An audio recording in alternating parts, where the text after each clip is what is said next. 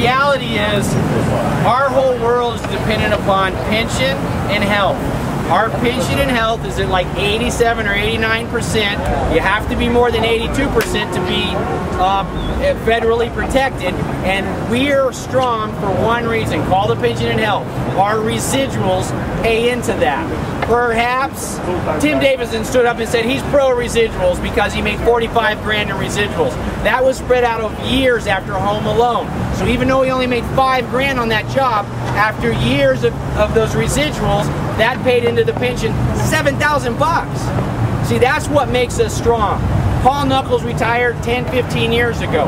What pays for him to be in Tennessee? You and me working and our residuals going into it. To make our pension and health strong independently, we would each have to make $350,000 a year for 20 years. We don't do that. Bottom line is this. We need to vote this thing down. We need to make this bigger every week. The middle of May, there's 2 contracts that the Screen Actors Guild is going to send out that you need to ratify. Don't get confused. One is for commercials, one is for television and theatrical. The commercial one is coming out like now. So when you get it, vote it up because, well, you vote however you feel, right? Vote however you feel. I can tell you 10 things that are wrong with it and I'm not happy with it, but what's killing us right now personally is a TV theatrical thing. So vote how you feel.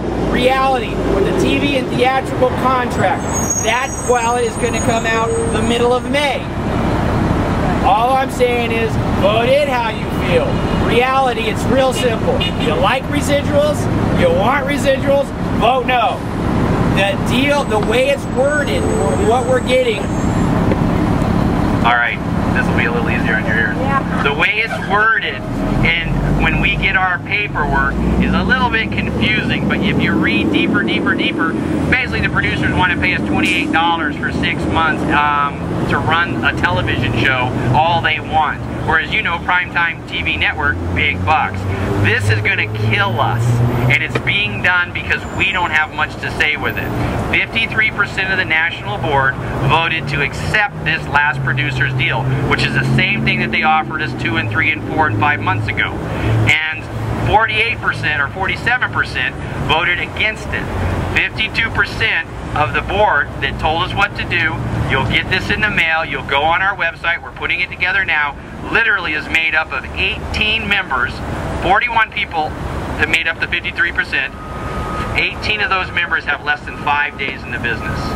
One of them, a national board member, basically the way SAG works, there's 120,000 members. Only 4%, 6% at the most, but 4% vote on any given election.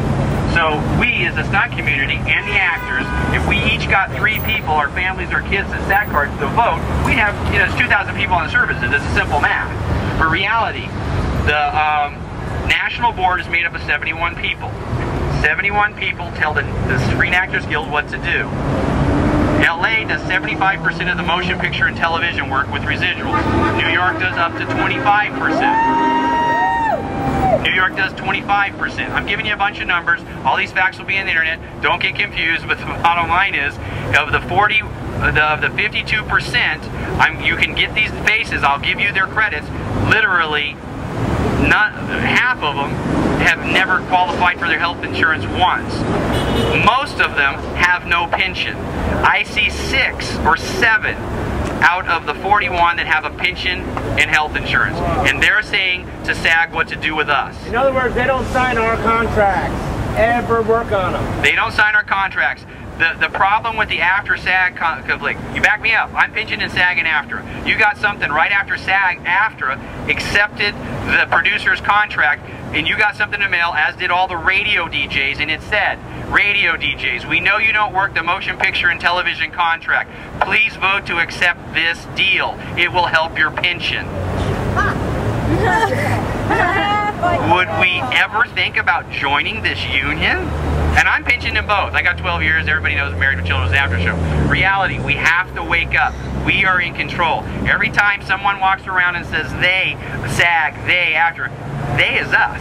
Our problem is the people that have the hours, the hundreds of hours, to spend at SAG during this negotiating thing every week for a year don't have your thoughts in mind. They're just going with whatever they think. Reality, we need to make this caucus bigger, or this rally bigger. We're going to have information coming constantly. The biggest thing for you to do is understand we need to convince everybody to tell the producers to go back to the table. The one thing that kills me is that the people that are pro this contract say, well, there's nothing else for us to do. Well, the people that are pro this contract are the 53 or 52% from New York, basically. Brain damage. Now I lost my train of thought. They said that there was nothing else we could do. Actually, they, that 52%, removed our ability to give our board the strike authorization.